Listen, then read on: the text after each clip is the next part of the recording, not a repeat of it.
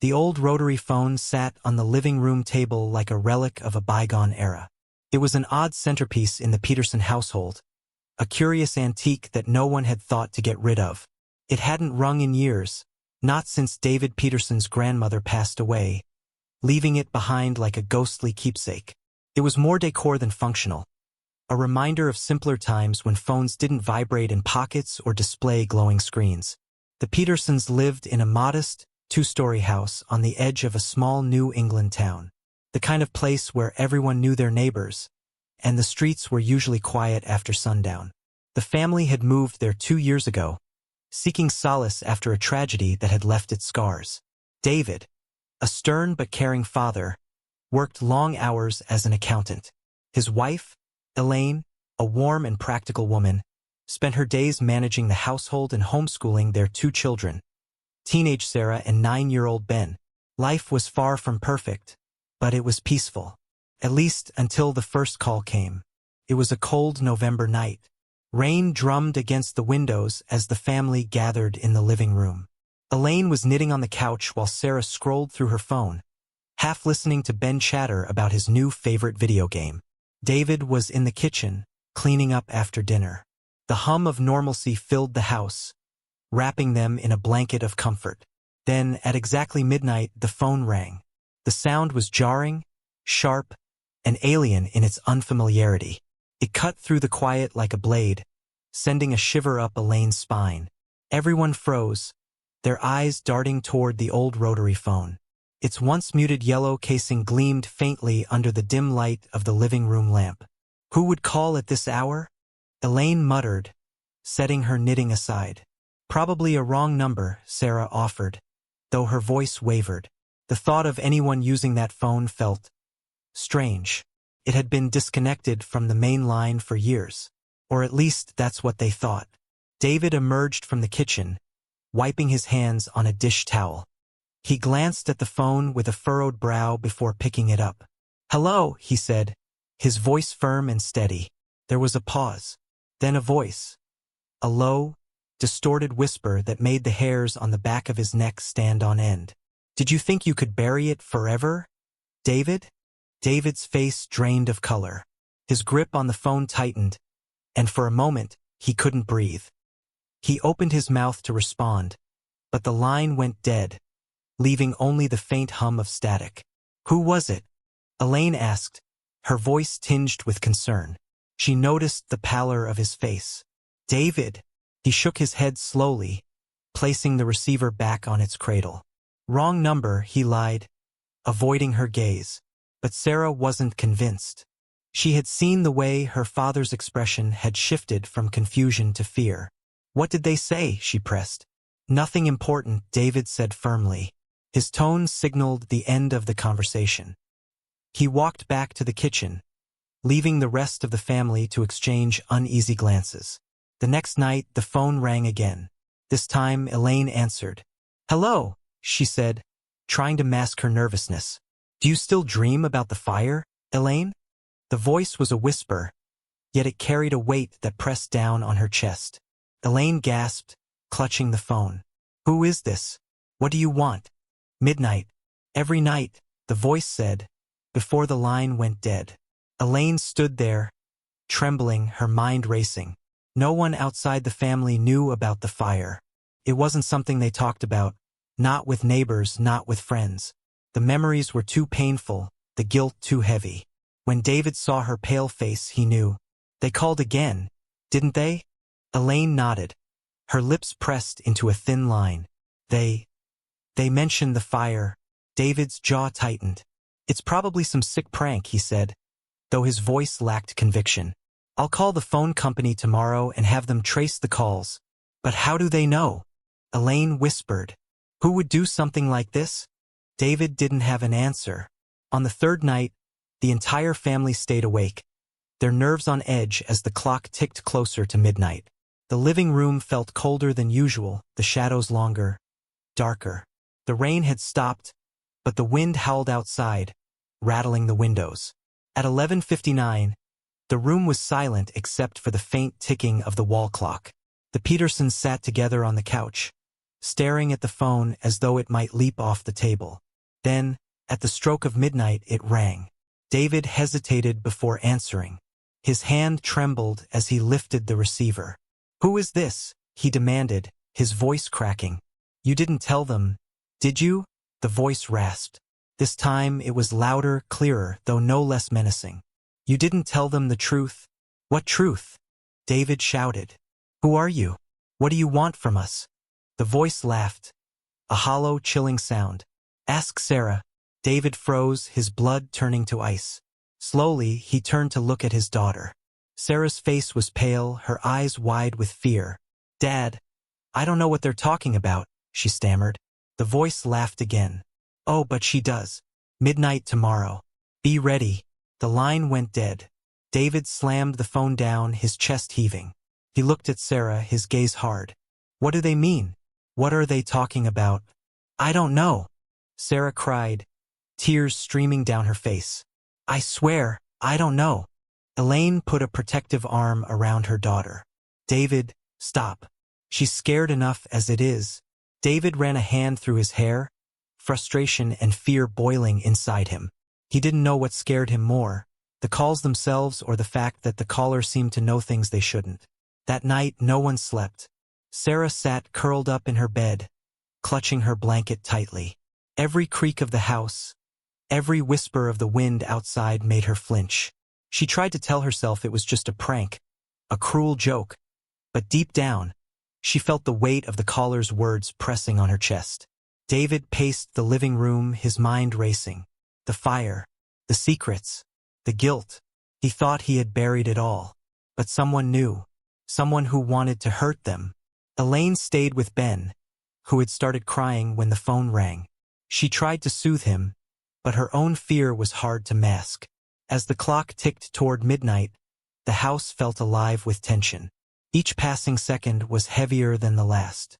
When midnight came, the phone remained silent. But just as the family began to relax, a loud knock echoed through the house. 3 knocks, deliberate, insistent, and then the sound of footsteps on the porch. The 3 knocks reverberated through the quiet house, sending chills down the spines of the Peterson family. David froze mid-step, his pacing interrupted by the sound. Elaine gasped softly, clutching Ben tighter as he whimpered. Sarah's eyes darted to the living room window, her breath caught in her throat. Who? Who could it be at this hour? Elaine whispered, her voice trembling. David straightened, forcing a calm he didn't feel. "Stay here," he said, his tone firm. His heart pounded as he grabbed the flashlight from the shelf near the door. The house was dark except for the dim glow of the living room lamp, and the thought of what, or who, might be standing on the other side of the door made his stomach twist. As he approached, the sound of the wind howling outside seemed louder, almost as if it carried whispers just beyond the edge of hearing. David placed his hand on the doorknob, hesitating for a fraction of a second before swinging the door open. The porch was empty. The flashlight's beam cut through the darkness, illuminating the front yard. The trees swayed in the wind, their branches clawing at the sky like skeletal hands. The rain-soaked steps glistened, but there was no sign of anyone or anything. "David!" Elaine called softly from the living room, the fear in her voice unmistakable. "No one's here," he replied, though his unease deepened as he scanned the area one last time. He locked the door tightly and returned to the living room, trying to suppress the knot of dread forming in his chest. "Are you sure?" Sarah asked, her voice quivering. She hadn't moved from the couch, her hands clutching a throw pillow as if it could shield her from whatever was happening. "Positive," David said, though he avoided her gaze. "Probably just kids playing a prank." Elaine shook her head. "At midnight? After those calls?" "David, this isn't normal." "No, it's not," David admitted, sinking into the armchair. "But panicking won't help." He glanced at the clock. It was 12:15 a.m. The first time in days the phone hadn't rung at midnight. Yet somehow the silence felt worse. The sun rose, casting a pale light over the Peterson household. The family's breakfast was unusually quiet, each member lost in their thoughts. The tension from the previous night lingered in the air like a stubborn shadow. Did anyone else hear footsteps? Sarah asked hesitantly, breaking the silence. David looked up from his coffee, his expression grim. It was just the wind, Sarah frowned. No, it wasn't. I heard footsteps on the porch. Ben, sitting quietly with his cereal, piped up. I heard them too. It sounded like someone big. Enough, David said sharply, his tone ending the conversation. We're not going to scare ourselves more than we already have, but the damage was done. The unease lingered, growing stronger as the day went on. David made a call to the phone company, demanding an investigation into the mysterious calls. The customer service representative assured him they'd look into it, but David didn't hold out much hope. By the time night fell, the Petersons were on edge again. David had insisted on turning off the lights and locking all the windows. Whoever's messing with us won't find it so easy tonight, he said, though his confidence seemed hollow. Elaine sat on the couch with Ben, who refused to go to bed. Sarah was perched in the armchair, staring at the old rotary phone like it might spring to life. The house was silent except for the occasional creak of the floorboards. When the clock struck midnight, they all held their breath. The phone rang. The shrill sound cut through the silence like a knife. David shot up, grabbing the receiver before anyone else could. This has to stop, he growled into the phone. Who are you? What do you want? A long pause. Then the same distorted voice as before, low and menacing. You shouldn't have opened the door, David. David's blood ran cold. Who are you? How do you know? I see everything, the voice interrupted. The fire, the lies, the guilt. And now? The truth. What truth? David demanded, his voice rising. But the line went dead, leaving him gripping the receiver in frustration. What did they say? Elaine asked, her face pale. They know, David whispered, sinking into the chair. They know about the fire. Sarah's eyes widened. But how? We never told anyone. David shook his head. I don't know. As the family debated the calls, a new noise filled the house. A faint scratching sound, coming from below. Everyone froze. What is that? Elaine whispered, clutching Ben. David grabbed the flashlight and motioned for the others to stay put. I'll check. No, Sarah blurted out, standing. I'll go with you. David hesitated before nodding. Together, they descended the creaky stairs into the basement. The air grew colder with each step, and the faint scratching grew louder, more deliberate. The beam of the flashlight swept across the cluttered space. Boxes of old memories, broken furniture, and dusty tools filled the room. But near the far wall, something caught Sarah's eye. Dad, she whispered, pointing. A faint outline of a door was visible behind a stack of old crates. It was small, almost hidden, the wood weathered and warped with age. That wasn't there before, David murmured, his voice barely audible.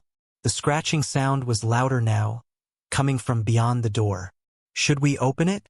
Sarah asked, her voice trembling. David hesitated. Every instinct screamed at him to leave it alone. But curiosity and the need for answers won out. He cleared the crates and grabbed the rusted doorknob.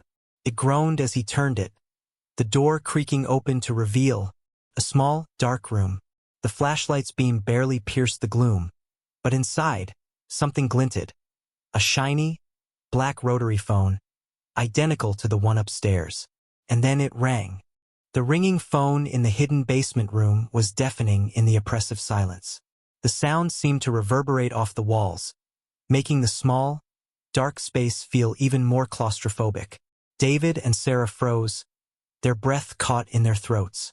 Dad, Sarah whispered, clutching his arm.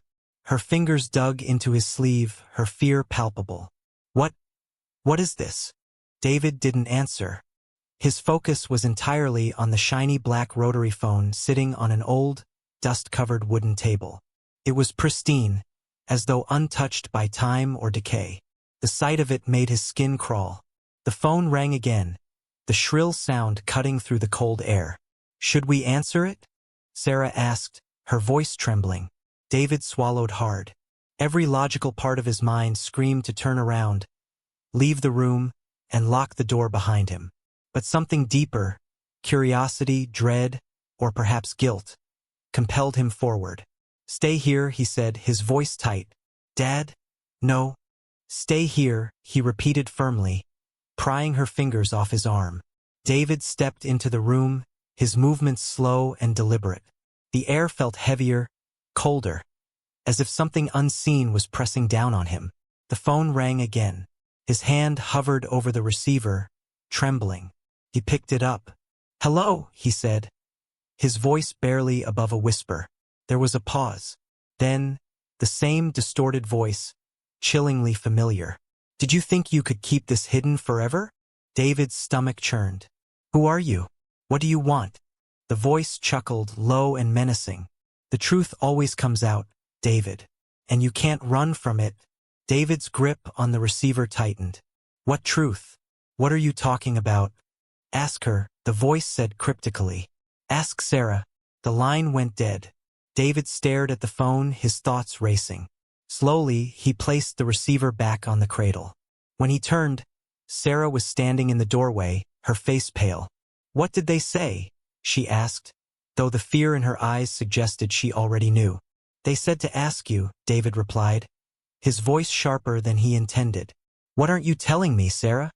"I don't know," she cried, backing away. Tears welled up in her eyes. "I don't know what they mean.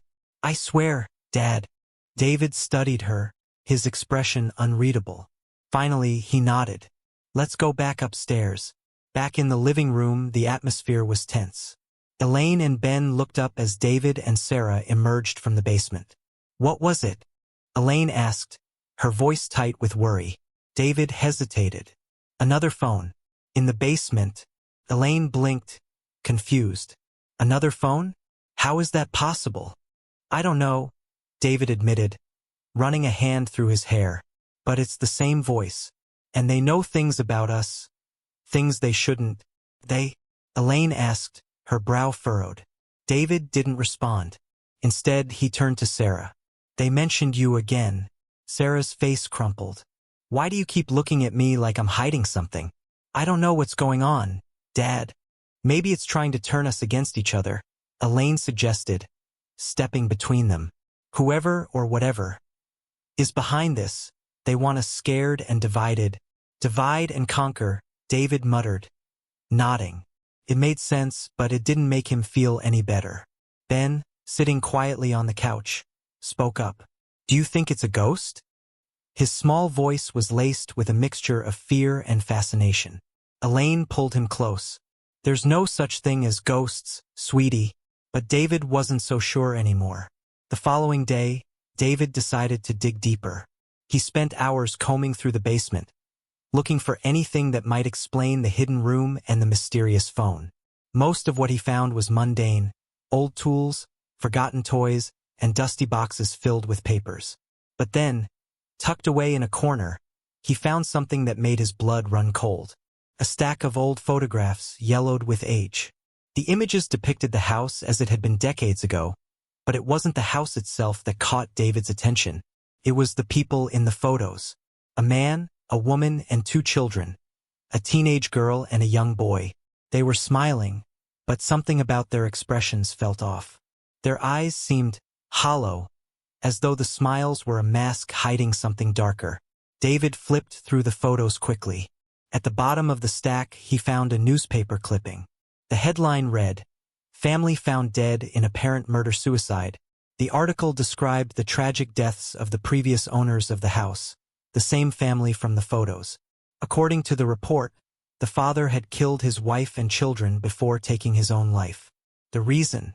A series of cryptic, disturbing phone calls. David's hands shook as he set the clipping down. His mind raced. Was the same thing happening to his family? Was the house cursed? That night, the Petersons sat together in the living room again, waiting for midnight. The weight of what David had discovered hung over them, though he hadn't shared the full details with Elaine or the kids. When the clock struck 12, the phone rang. Not the one in the basement, but the old rotary phone on the living room table. David hesitated, then picked it up. "Who is this?" The voice was different this time, higher-pitched, more frantic. Help us, it pleaded. Please, you have to help us. Who are you? David demanded. They're coming, the voice said, growing more panicked. They're coming for all of you. The line went dead. Before David could process the call, the phone in the basement began to ring. The family stared at each other, their faces pale. Don't answer it, Elaine whispered, clutching Ben. But David couldn't ignore it. Grabbing the flashlight, he headed for the basement, Sarah close behind despite his protests. The phone continued to ring, its sound growing louder, more insistent. When David reached the hidden room, he picked up the receiver with shaking hands. Hello, he said. There was no response. Just breathing. Slow, raspy breathing. Who is this? David demanded, his voice trembling. The breathing stopped. And then, in a voice that wasn't quite human, "You'll never leave." The room plunged into darkness. The flashlight flickered and died, leaving David and Sarah in total blackness. And then came the sound of footsteps. The oppressive darkness of the basement pressed against David and Sarah like a living entity. The sound of footsteps echoed through the room, deliberate and slow, each step reverberating in their ears. David gripped Sarah's hand tightly, feeling her tremble beside him. Stay close, he whispered, his voice barely audible over the pounding of his heart. Dad. What's happening? Sarah's voice was a thin thread of fear, barely holding itself together. I don't know, David admitted, but we're getting out of here. Now. The footsteps grew louder, closer. The air turned icy, and a faint, acrid smell, like burnt wood, filled the room. David fumbled with the flashlight, slapping it against his palm in a desperate attempt to bring it back to life. Click. The beam flickered on, weak and unsteady. David swung it toward the sound, his hand trembling. The light illuminated the dusty walls of the hidden room and the old rotary phone sitting eerily silent on the table. Nothing else. Let's go, David said, pulling Sarah toward the stairs. But as they turned, the door slammed shut with a deafening bang. Panic surged through David as he yanked on the door. It wouldn't budge.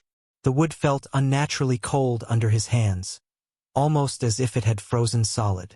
Dad! Sarah cried, her voice high-pitched with fear. It's locked. I know, David muttered, trying to keep his own terror at bay. He pounded on the door with his fists, the sound echoing hollowly. Elaine! Ben! Can you hear me? There was no response. The footsteps returned, circling the room. This time, they were accompanied by a low, guttural whisper. The words were unintelligible, but the tone was unmistakably hostile. David swung the flashlight around again, desperately searching for the source.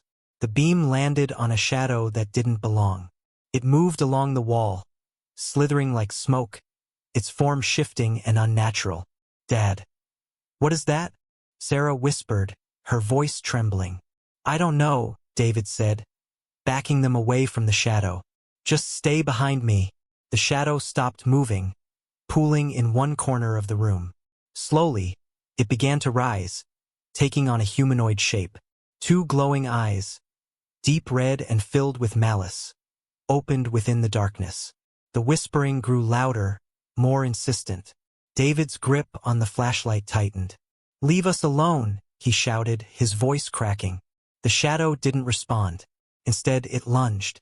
David acted on instinct, pushing Sarah behind him and swinging the flashlight wildly at the shadow. The light passed through it, dispersing the dark tendrils momentarily, but they reformed almost instantly. Run, he shouted, grabbing Sarah's arm and pulling her toward the door. To his shock, the door swung open easily now, revealing the basement stairs. The oppressive cold lifted slightly, though the whispers followed them as they scrambled up the steps. They burst into the living room, gasping for air. Elaine and Ben were huddled on the couch, their faces pale with fear. What happened? Elaine asked, rushing to them. David locked the basement door behind him and leaned against it, trying to catch his breath. Something's down there, he said. Something. Not human. Elaine stared at him, her eyes wide. What do you mean? David glanced at Sarah, who nodded shakily, confirming his story. A shadow, he said. It moved, it had eyes. It wasn't natural. Ben clung to Elaine's side. Is it going to come up here? David shook his head. I don't know. But we're not going back down there. The phone on the living room table rang. Everyone froze. The phone rang again, shrill and piercing. David hesitated, then slowly picked up the receiver. Hello.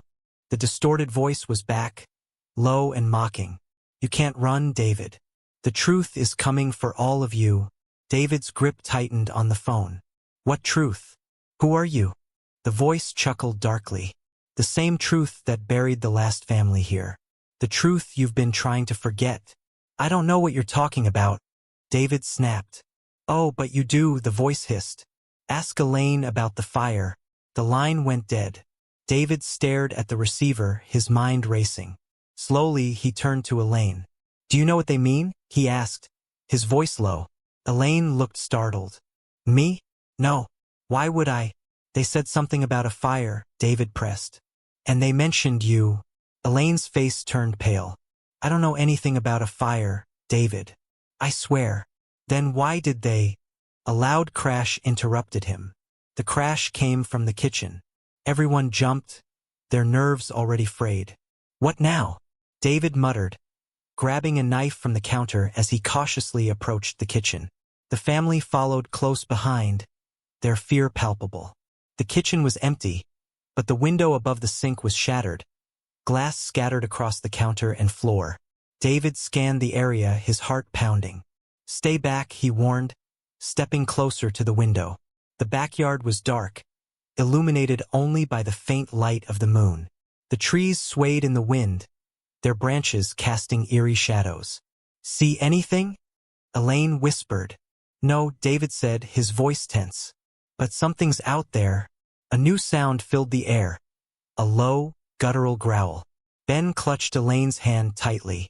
What was that? David turned to the others, his face grim. Everyone upstairs. Now. The family retreated to the second floor, locking themselves in the master bedroom. David pushed a dresser in front of the door as an extra precaution, while Elaine checked the windows. We'll stay here until morning, David said. Whatever's happening, we're safer together. Sarah sat on the bed, hugging her knees to her chest. Ben curled up beside her, his small frame trembling. Elaine joined David near the door. What do we do if this doesn't stop? She asked, her voice barely above a whisper. David didn't answer. He didn't know. Hours passed, the house eerily silent. Just as the first light of dawn began to creep through the curtains, Sarah gasped. Dad, look, she said, pointing to the bedroom wall. Everyone turned. Written on the wall, in what looked like dark, dripping blood, were the words, "The fire will consume you all." The message on the wall glistened wetly, its dark, crimson letters dripping like a wound that refused to heal. The sight froze the Peterson family in place, their collective fear coiling around them like a serpent. What does it mean? Elaine whispered, her voice trembling as she clutched Ben to her side. David stared at the words, his mind racing. The fire will consume you all. The phrase echoed in his head, laced with ominous finality. It's trying to scare us, he said, though his voice lacked conviction. It's not just trying, Sarah muttered. Her knees pulled up to her chest as she sat on the edge of the bed. It's doing a really good job. Elaine looked at David, her face pale. David, you have to tell us what's going on. What did the voice on the phone mean when it said to ask me about the fire? David hesitated, his eyes darting to the kids. I think we need to talk downstairs. No, Elaine said firmly. We're not splitting up again. If there's something you know, just say it. David sighed, running a hand through his hair. I found something yesterday, in the basement. Old photos and a newspaper clipping about the family that lived here before us. What about them? Sarah asked. He struggled to find the words. They died. The father killed his wife and kids before taking his own life. But before it happened, they were getting the same kind of calls we've been getting. Elaine's eyes widened. What? There's more, David said grimly. The article mentioned a fire. It said the house caught fire after the murders. Though no one ever figured out how it started, the room fell silent. The weight of David's words pressed down on them all, heavy and suffocating. By mid-morning, the Petersons decided to leave the house, at least temporarily. David convinced Elaine to take the kids to her sister's place in the city, while he stayed behind to figure out what was happening. "You're staying here alone?" Elaine asked, her voice a mix of disbelief and concern. "I have to," David said. "Whatever's going on, it's tied to this house. If I leave, it might just follow us." Elaine hesitated, but the logic of his words was undeniable. She nodded reluctantly. "Be careful," she said, pulling him into a tight hug. After they left, the house felt eerily silent. The absence of his family only heightened the oppressive atmosphere, and David couldn't shake the feeling that he was being watched. Determined to find answers, he headed back to the basement.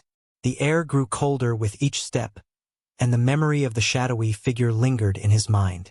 He returned to the corner where he'd found the photographs and newspaper clippings.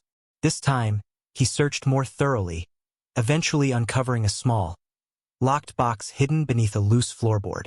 The box was old, its metal surface tarnished with age. David used a screwdriver to pry it open, revealing a stack of letters tied together with a faded ribbon. David sat on the basement floor, sifting through the letters. They were written by the previous homeowner, a man named Charles Harper, and addressed to an unknown recipient. The earliest letters were mundane, describing the family's move into the house and their excitement about starting a new chapter. But as David read further, the tone shifted. "The call started last week," one letter read. "At first, I thought it was a prank. But the things they say, how could they know?" Another letter described strange occurrences, objects moving on their own, whispers in the night, and shadowy figures glimpsed in the corners of rooms. The final letter was chilling. "It won't let us go. We tried to leave, but the car wouldn't start. The doors won't open. The phones won't work. It's like the house is alive, keeping us here. I don't know how much longer we can hold on. Please, if anyone finds this, know that we didn't deserve this. We didn't." The letter ended abruptly. The ink smeared as though the writer's hand had been violently interrupted. David sat back, his heart pounding. The Harpers had gone through the same nightmare, and now it was happening to his family. But why? That night, David stayed awake in the living room, a baseball bat at his side and the letters spread out on the coffee table. The house creaked and groaned around him, each sound setting his nerves on edge. At exactly midnight, the phone rang. David didn't hesitate this time. He snatched up the receiver, gripping it tightly. "Who are you?" he demanded. "Why are you doing this?" The distorted voice chuckled. "It's not me you should be asking about, David. It's you." David's chest tightened. "What are you talking about?" "You brought this on yourself," the voice hissed. "Your sins. Your lies. The fire is coming for you, David. Just like it came for them." "What fire? What sins?" The voice didn't answer. Instead, the line crackled, and a new sound emerged: screams. David's blood ran cold as he realized they weren't just any screams. They were Elaine's, and Sarah's, and Ben's. "No," he shouted into the phone. "Leave them alone." The screams stopped, replaced by a low, guttural laugh. "Tick-tock, David. Time's running out." The line went dead. David bolted upright, his mind racing. He grabbed his car keys and sprinted to the garage, determined to get to his family. But when he tried to start the car, the engine sputtered and died. He tried again and again, but the result was the same. "Damn it!" he shouted, slamming his fists against the steering wheel.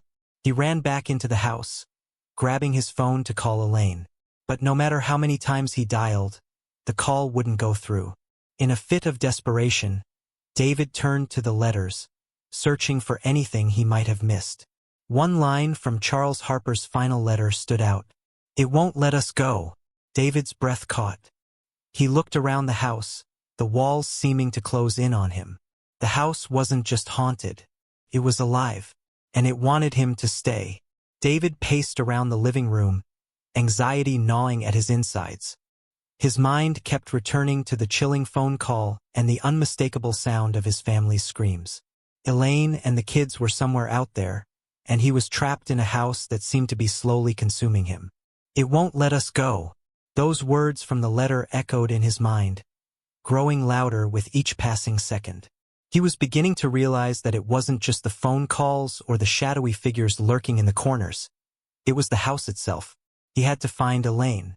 He had to get to her and the kids before whatever haunted this house claimed them as well. But how? The roads were all blocked off, his phone was useless, and the car refused to start. The very air inside the house seemed to thicken, pressing against his chest like an invisible weight. David glanced at the front door. He had tried it already, but it wouldn't open. Every attempt felt like he was banging against an immovable wall. He needed to break free, but what was keeping him here? And who or what was behind the calls? David's only option left was the basement. The answers had to be there, hidden in the shadows of the past. He couldn't run anymore. The house was pulling him in, and if he didn't uncover its secrets, it would claim him just like it had done to the Harpers. He made his way to the basement door, heart hammering in his chest. The house creaked and groaned around him, as though it were watching his every move. David swallowed hard. There was no turning back now. The moment he stepped down into the basement, a wave of cold air hit him. The shadows seemed to grow longer, stretching out like dark tendrils across the floor. The faint smell of burnt wood lingered in the air, familiar and sickening. He shivered, but it wasn't just from the cold. It was a deep, primal fear that surged through him, like a warning from the very core of his being. David's flashlight flickered as he walked through the basement, the light casting strange, shifting shadows along the walls. His eyes darted to every corner, half expecting the shadowy figure to appear again. But there was nothing, only the silence of the house. At the far end of the basement, David spotted the old workbench. He remembered that it was there he'd found the photographs and the locked box. This time, he didn't waste any time. He made his way toward it, his footsteps muffled by the old wooden floor. His heart skipped a beat when he noticed something new. A small, handwritten note was placed on top of the workbench, its paper yellowed with age. It was hastily scrawled, and the ink appeared to be smudged, as if the writer had been trembling when they wrote it. Get out while you still can. It's watching. It's always watching. David felt a cold shiver run down his spine. Who had written this note? Had it been Charles Harper, the previous owner? Or had someone else been trapped here, just like him? He unfolded the note carefully, his mind racing. As soon as he read it, a new realization hit him. The house wasn't just trapping them. It was feeding off their fear. The phone call came a few minutes later, and this time, David didn't hesitate. He snatched the receiver, gripping it tightly in his hand. "Hello?" he said. His voice steady despite the growing sense of dread in his chest. The voice on the other end was distorted, but it was unmistakable. "David," the voice drawled, its tone familiar yet terrifying. "You didn't think it would be that easy, did you?" David's throat tightened. "What do you want?" The voice chuckled, low and mocking. "What do I want? Oh, David, it's not about what I want. It's about what you want. You're trying to escape, but you're already too late." David's heart slammed against his ribs. The voice was taunting him, playing with his mind, but he wasn't going to give in. "What happened to the Harpers?" he demanded. "What did you do to them?" The voice didn't respond right away. Instead, David heard a faint whispering, like a crowd murmuring just out of earshot. The whispers grew louder, becoming indistinguishable from one another until they blended into a single, deafening roar. The voice returned, but now it was colder, more sinister. "They were my first, and you'll be my last. The fire will come for you, David. It always does. Who are you?" David's voice was hoarse now, his grip on the phone tightening. "I am what you fear. I am the darkness that lingers in the corners of your mind. I am the thing you cannot escape." Before David could respond, the line went dead. David felt the floor beneath his feet tremble as the house groaned again. A deep, echoing sound that reverberated through the walls. It was as though the house itself were alive, breathing and pulsing with an unholy energy. His stomach churned as he looked around the basement, feeling the weight of the house pressing in on him. There had to be something more, something hidden in the shadows that would explain why this was happening to him, to his family. Suddenly, he remembered the old trunk he'd seen when he first explored the basement. He had been so focused on the photographs and letters that he hadn't even given it a second glance. David rushed over to the trunk, his pulse quickening as he knelt beside it. The lock was rusted but still intact. He fumbled through his pockets for something to break it open, and his hand closed around a small screwdriver. With a few quick twists, the lock snapped open. He pulled the lid back, the hinges creaking loudly in the silence. Inside the trunk was a jumble of old clothes, faded toys, and other forgotten relics. But at the bottom, hidden beneath the clutter, was something that caught his attention. A large, leather-bound book. David pulled it out carefully, its weight heavy in his hands. As he opened it, the first page was covered in scrawled handwriting, nearly illegible from age and wear. But as he read, the meaning became clear. The book was a journal, a diary. It belonged to Charles Harper. The journal described the events leading up to the Harper family's tragic end. It detailed how they had received the same calls, how they had been trapped inside the house, unable to leave. But the most chilling part was when Charles wrote about the entity that had been haunting them. "It's not a ghost," he wrote, "it's something worse. It's not just feeding off our fear, it's feeding off our guilt. The things we've done, the things we've hidden. And it's getting stronger. I've seen it. I've seen it in the dark corners of this house, staring at me with eyes full of hatred. It knows everything about me. It knows everything about us." David's blood ran cold. The entity wasn't just a spirit. It was a force of pure malice, one that fed off their guilt, their darkest secrets. Suddenly, David understood. The phone calls, the whispers, the shadows. It was all part of the same nightmare. And the reason they were being tormented wasn't because of the house. It was because of the things they had done, the secrets they had buried deep within. He thought of Elaine, of the things he had kept from her, the lies he had told. And then it hit him, the thing that haunted the house was not just targeting them as a family, but each of them individually. It knew their deepest fears. It knew the darkest parts of their souls. David slammed the journal shut, his mind spinning. The room around him seemed to pulse, as though the house itself were alive. Alive and aware of his every thought, every secret. The whispers from the phone call still rang in his ears, louder now, mingling with his own growing dread. "It's not a ghost. It's something worse." The words from Charles Harper's journal echoed through David's thoughts. A cold, gnawing feeling creeping down his spine. The truth was becoming clearer, and the reality of it was almost more than he could bear. It wasn't just the house that was haunted. It was his own conscience. The thing in the dark wasn't just feeding off fear, it was feeding off guilt. And David had plenty to offer. He rubbed his temples, trying to push the thoughts aside. There was no time for this. His family was still out there. Elaine, Ben, Sarah. They were in danger, and if he didn't act fast, he would lose them just like the Harpers had lost each other. Trapped in the house, consumed by the entity that waited patiently in the shadows. David looked around the basement, his pulse racing. The journal, the whispers, the cold air. It was all too much. The house seemed to be closing in on him, squeezing the very air from his lungs.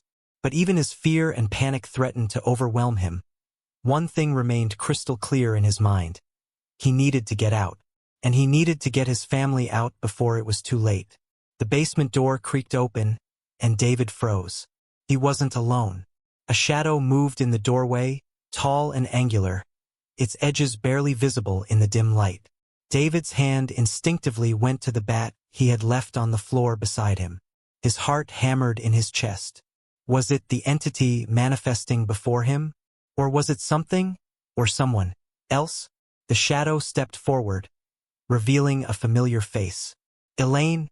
David's voice cracked, his breath catching in his throat. Elaine stood in the doorway, her face pale, her eyes wide with fear. She looked at him as though she had just woken from a terrible dream, disoriented and lost. "David." Her voice was soft, trembling. "I don't know how I got here. I don't remember." David rushed forward, catching her in his arms. She felt cold, her skin clammy with sweat. Her pulse thudded erratically beneath his touch. "What's happening? What's going on, Elaine?" Elaine shuddered in his arms, her eyes darting around the room as though she were seeing the house for the first time. "I don't know. I was with the kids. We were just driving away, and then everything went dark. It's like I was pulled back here, like something wanted me to come back." David's stomach dropped. "We have to leave," he urged. "I don't know what's going on, but we're trapped here. We're all trapped." Elaine looked around, her eyes landing on the journal David had just found. Her face paled further, and she stepped away from him. "What's this?" she asked, her voice trembling. David hesitated for a moment, then took a deep breath. "It's Charles Harper's journal. He went through what we're going through. The calls, the house, the fire." Elaine's gaze locked onto him, her eyes wide with disbelief. "Fire?" David nodded grimly. "It's connected. The house, it's alive. And it's feeding off our guilt." Elaine shook her head, as though she couldn't comprehend it. I don't understand." David reached out, taking her hand. "We have to get out of here, Elaine. It's not safe. The fire, it's coming for us. We can't outrun it." Elaine's eyes filled with confusion and fear. "What fire? What are you talking about?" Before David could answer, the house shuddered. A deep, ominous rumble rolled through the walls, vibrating the floor beneath their feet. The temperature in the basement plummeted, and a bone-chilling gust of wind swept through the room. The air smelled of smoke. And then they heard it, the unmistakable sound of crackling flames. David's blood ran cold as the sound of the fire grew louder. It was no longer just a distant noise. It was real, and it was close. The heat began to seep into the basement, the walls growing warm to the touch. Elaine stumbled back, gasping for air. "It's here," she whispered. "It's coming for us, just like the journal said." David grabbed her arm, pulling her toward the stairs. "We need to move. Now." They rushed up the stairs, the heat growing more intense with each step. The house groaned and creaked around them, as though it were a living, breathing creature. The flames crackled in the distance, and the thick smell of smoke filled the air. David threw open the basement door and found himself standing in the hallway. It was unnervingly quiet, the once familiar house now cloaked in an eerie stillness. The air felt thick, heavy with tension. The fire raged just beyond the walls. But the strangest thing was that it didn't seem to be spreading in a normal way. The flames moved unnaturally, like they were being controlled, like they had a mind of their own. And then David realized the truth. This wasn't just a fire. It was the entity, the dark force that had been haunting them all along. The fire was just another way it was trying to trap them, another manifestation of the entity's power.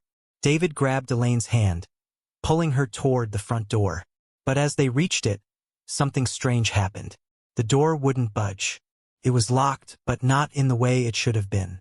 It was as though the house itself had sealed them inside. "No!"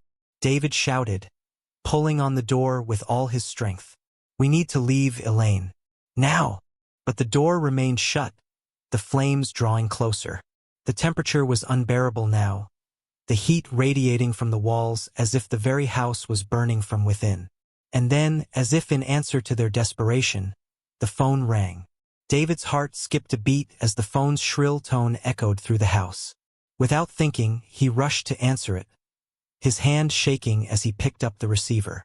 "This is your last chance, David," the voice on the other end hissed, low and mocking. "You can't escape. No one can. Leave my family alone." David shouted into the phone, his voice raw with desperation. The voice laughed, the sound cutting through the air like shards of glass. "You really think you can escape, David? You're trapped, and so are they. The fire will consume you all." "Who are you?" David demanded. "What do you want from us?" The voice took on a colder tone. "What do I want? I want the same thing I've always wanted, your guilt, your fear, your soul." David felt his stomach twist. It wasn't just about the house. It wasn't just about escaping. The thing behind the calls, the fire, was feeding off something far darker than he had realized. The fire will claim you, the voice whispered one last time, before the line went dead. David stood there, breathless, his hands still gripping the phone as the house trembled around him. The heat was unbearable now, the flames so close they could almost be felt. The fire was inside the house. The house was burning, and there was no way out.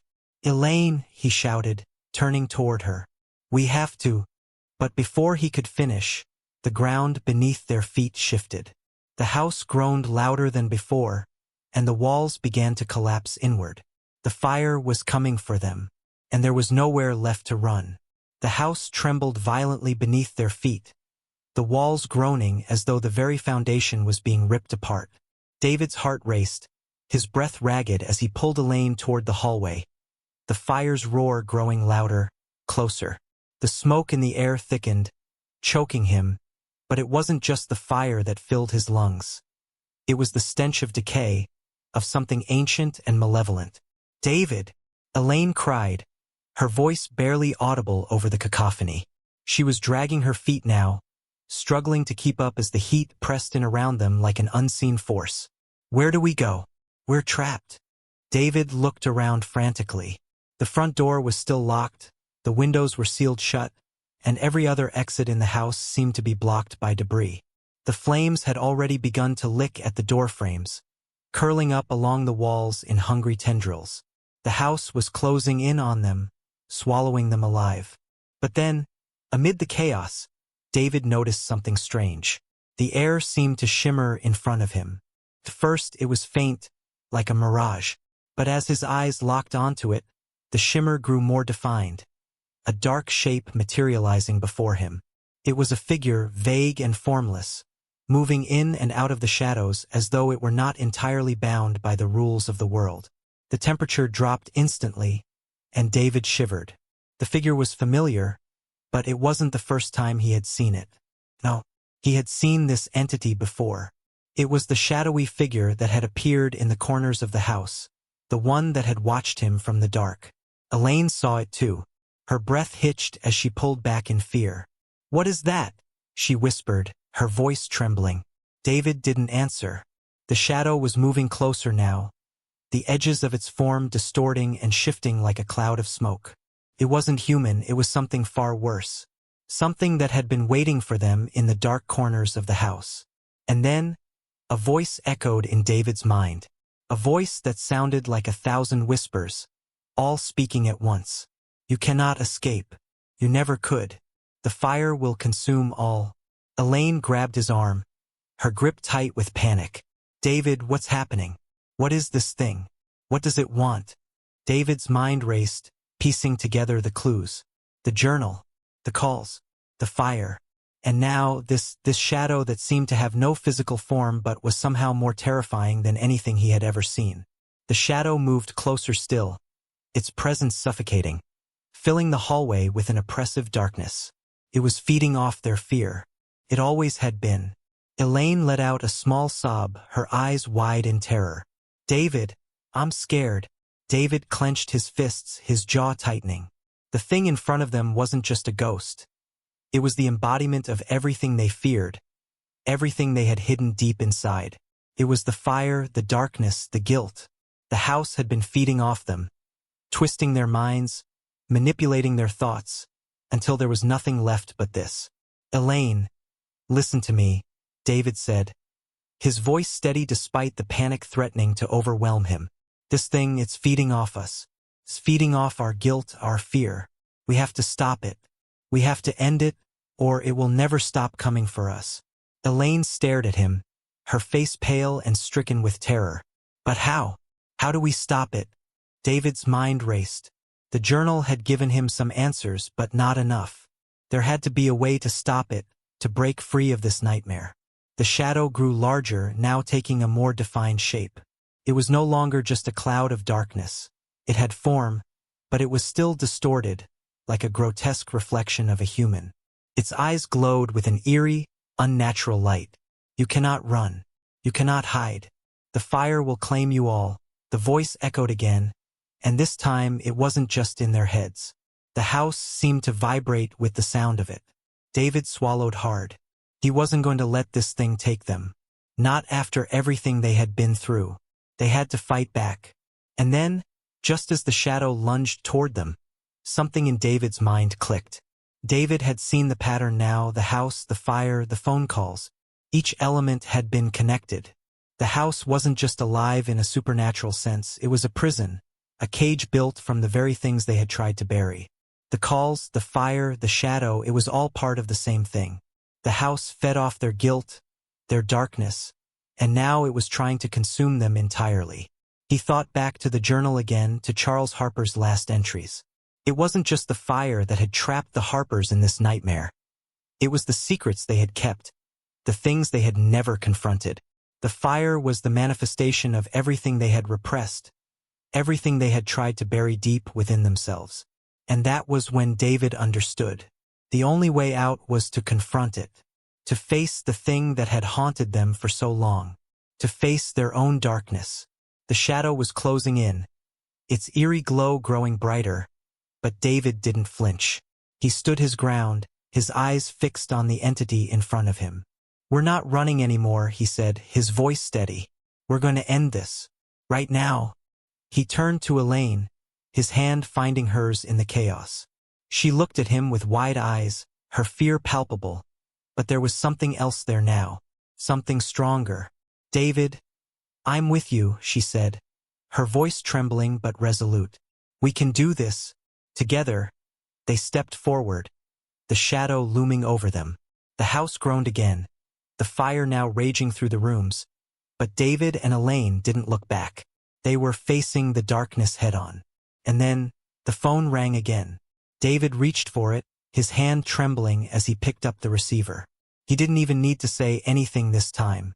The voice on the other end was distorted, crackling with static. "You think you can stop it?" The voice hissed. "You think you can break free? You are mine. You always have been." David clenched his jaw. "We're not yours," he said firmly, his voice steady. The house seemed to shudder at his words, the walls trembling as if in protest. The fire roared louder, but David didn't flinch. He wasn't afraid anymore. "Leave us alone," Elaine shouted into the phone. "We won't be your victims." The line went silent for a moment, and for a brief second, David thought the thing had given up.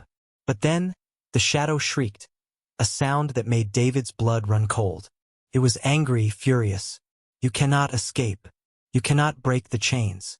The fire is already here." David hung up the phone, his mind racing. He turned to Elaine. "We have to destroy it. The house is feeding on us. But we can stop it."